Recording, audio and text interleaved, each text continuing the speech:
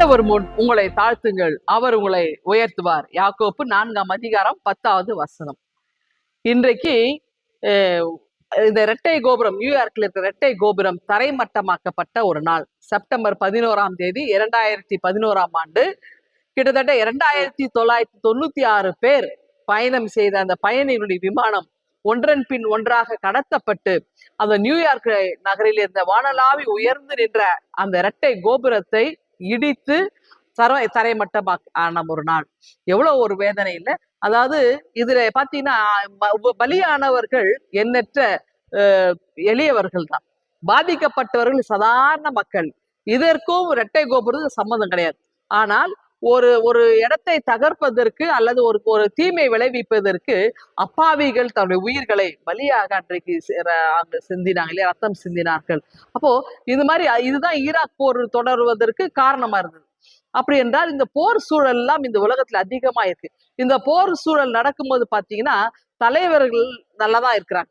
அதாவது ஏழை எளிய மக்கள் அவர்கள்லாம் பார்த்தீங்கன்னா ஒருவேளை உணவுக்கு கூட தட்டுப்பாடு கிடைக்கிற ஒரு நாளா இருக்கு. குறிப்பாக இன்னைக்கு காசா பகுதியில பார்த்தீங்கன்னா இந்த போர் சூழல்ல ஒருவேளை உணவு இல்லாமல் எத்தனை குழந்தைகள் ஒவ்வொரு நாளும் பட்டினி சாவு கிடக்குறாங்க. அப்போ ஒரு புறம் இந்த உணவானது குவிக்கப்படுகிறது, ஒரு புறம் உணவு வீணடிக்கப்படுகிறது. ஆடம்பர மாளிகைகளை உணவுகளை பார்த்தீங்கன்னா இன்னைக்கு தங்க தட்டில வச்சு அதை வீணாக்குறோம். ஆனால் ஒரு இடத்துல உலகிலே எங்கேயோ பல இடங்களிலே ஒருவேளை உணவு இல்லாமல், தண்ணீர் இல்லாமல் மக்கள் அவதியுற்று அவர்கள் மறிக்கிறாங்க இல்லையா? எத்தனை குழந்தைகளை தகப்பமாறல அப்படியே கையில சுமந்து கொண்டு போய் அவங்க புதைக்கிறாங்க. புதைப்பதற்கு கூட இடம் இல்லை, அவங்களுக்கு அழுவதற்கு கூட பலன் இல்லை. அப்படிப்பட்ட ஒரு சூழல் இருக்குது. அப்போ ஒரு போர் நடக்குதுன்னு சொன்னாக்கா இதுல பாதிக்கப்படுகிறவர்கள் எளிய மக்களாக தான் இருக்கிறாங்க. அதாவது பழைய காலத்துல சங்க காலத்துல தமிழ்ல பார்த்தீங்கன்னா இலக்கியத்துல சொல்லப்படும், போர் சூழல் நடக்குதுன்னா என்ன பண்ணா அந்த ஊருக்கு வெளியே தான் போர் நடக்கும். ஊர்ல இருக்கிற வயதானவர்கள், கர்ப்பிணி பெண்கள், குழந்தைகள், கால்நடைகள் இதெல்லாம் என்ன பண்ணுவாங்கன்னா பாதுகாப்பான ஒரு இடத்துல வச்சுட்டு தான் போரே நடக்கும். அப்படி என்றால் இன்னைக்கு இந்த குழந்தைகள், கர்ப்பிணி பெண்கள், வயதானவர்கள் அதிகமாக போர் சூழலை பாதிக்கப்படுறாங்க. எத்தனையோ பேர் எண்ணற்ற ஒரு உயிரை பலி செலுத்துறாங்க. அப்படி என்றால் இந்த சூழல் எல்லாம் மாறணும். இன்னைக்கு இந்த போர் சூழல் மிகுதியாய் வருகிறதால் நாடுகளிடையே போர் மனப்பான்மை, போர்க்குணம் அதிகமா வந்ததுனால விலைவாசி இன்னைக்கு இந்தியாவில் எவ்வளவு அதிகமா போயிட்டு இருக்கு இல்லையா?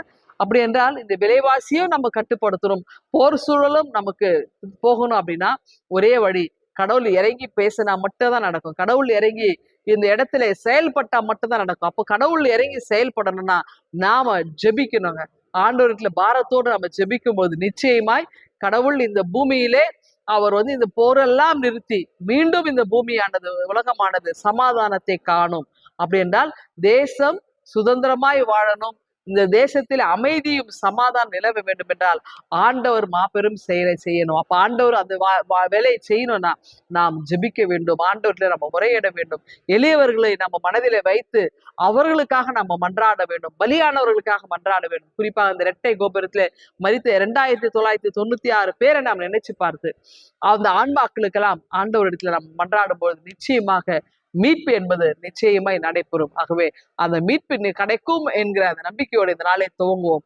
ஆண்டவர் நம்மை ஆசீர்வதிப்பாராக. ஆமேன். எங்கள் அன்பின் ஆண்டவரே, இரட்டை கோபுரம் தகர்க்கப்பட்ட அந்த நாளிலே உண்மை நோக்கி நாங்கள் மன்றாடுகிறோம். ஆண்டவர் போர் சூழல் எல்லாம் மாறி அமைதி எங்களுடைய நாட்டின் நிலவ கிருபை தாங்க. மீட்பு ஜெபிக்கிறோம் எங்கள் அன்பின் கடவுளே. ஆம்.